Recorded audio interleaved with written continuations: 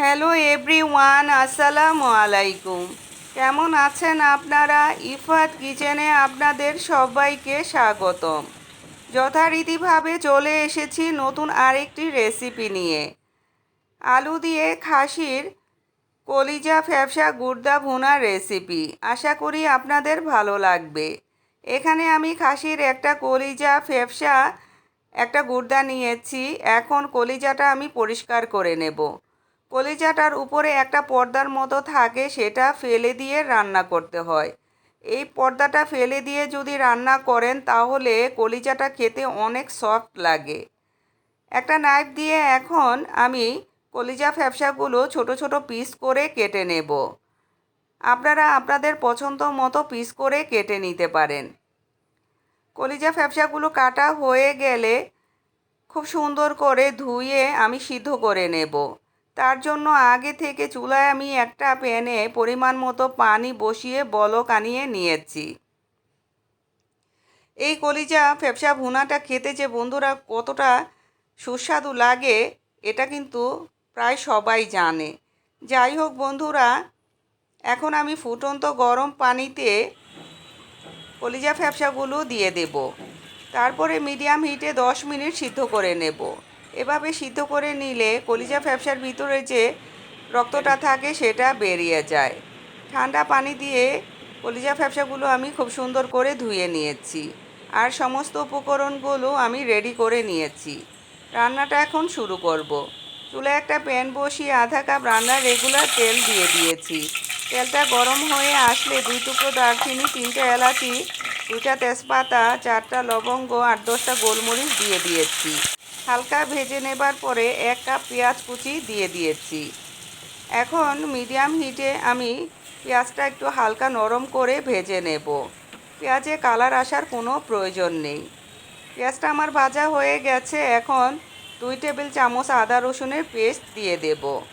দিয়ে 2 মিনিট আমি আদা রসুনের পেস্টটা ভেজে নেব, যাতে কাঁচা গন্ধটা আদা রসুনের চলে যায়।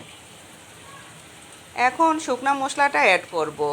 1 চা চামচ হলুদের গুঁড়া, 2 চা চামচ মরিচের গুঁড়া, 1 চা চামচ করে জিরার গুঁড়া, ধনিয়ার গুঁড়া দিয়েছি আর 1.5 চা চামচ দিয়েছি লবণ। এখন মিডিয়াম লো হিটে আমি মশলাগুলো হালকা ভেজে নেব। তারপরে সামান্য একটু পানি দিব যাতে মশলাগুলো পুড়ে না যায়। তারপরে আবারও কিছুক্ষণ সময় মশলাটা আমি ভেজে নেব। তারপরে ঢাকনা দিয়ে ঢেকে মিডিয়াম লো হিটে 2 মিনিট মশলাটা কষিয়ে ঢাকনাটা তুলে নেব। মশলাগুলো থেকে কিন্তু তেলটা সেপারেট হয়ে গেছে, এতে বোঝা যাচ্ছে খুব সুন্দরভাবে মশলাটা কষানো হয়েছে। এখন ধুয়ে রাখা কলিজা ফ্যাপসাগুলো দিয়ে দেব। সিদ্ধর পরে 2 কাপ হয়েছে কলিজা ফ্যাপসা গুর্দাগুলো। যাই হোক, এভাবে উল্টে পাল্টে খুব সুন্দর করে মশলার সাথে কলিজা ফ্যাপসাগুলো আমি কষিয়ে নেব। কষানো হয়ে গেলে ঢাকনা দিয়ে ঢেকে মিডিয়াম লো হিটে 10 মিনিট রান্না করে ঢাকনা তুলে নেব। এখন আবারও উল্টে পাল্টে একটু নেড়ে চেড়ে নেব। তারপরে এখানে আমি আলুটা অ্যাড করব। আমি 1 কাপ আলু দিয়েছি। আলুগুলো ছোট ছোট পিস করে কেটে নিয়েছি। এই কলিজা ভুনাটা পছন্দ করে না এমন মানুষ খুঁজলে কিন্তু খুব কম পাওয়া যাবে। আর যদি সাথে আলু দেওয়া হয় তাহলে কিন্তু পরিবারের সবাই অনেক বেশি পছন্দ করে। যাই হোক, নেড়েচেড়ে কিছুক্ষণ কষিয়ে নেবার পরে ঝোলের জন্য 1 কাপ পানি আমি এখানে অ্যাড করেছি। নেড়েচেড়ে নিয়েছি। এখন ঢাকনা দিয়ে ঢেকে মিডিয়াম লো হিটে 20 মিনিট রান্না করে নেব। 20 মিনিট হয়ে গেছে, ঢাকনা তুলে নিয়েছি। এরই মধ্যে কিন্তু ঝোলটা অনেকটাই কমে এসেছে বন্ধুরা। আপনারা এই রেসিপি ফলো করে একদিন হলেও রান্না করে খেয়ে দেখবেন। আশা করি আপনাদের ভীষণ ভালো লাগবে। এখন এখানে আধা চা চামচ গরম মশলার গুঁড়া আর কাঁচা পাকা 4টা কাঁচামরিচ আমি দিয়ে দিয়েছি। নেড়ে ছেড়ে মিশিয়ে নিচ্ছি।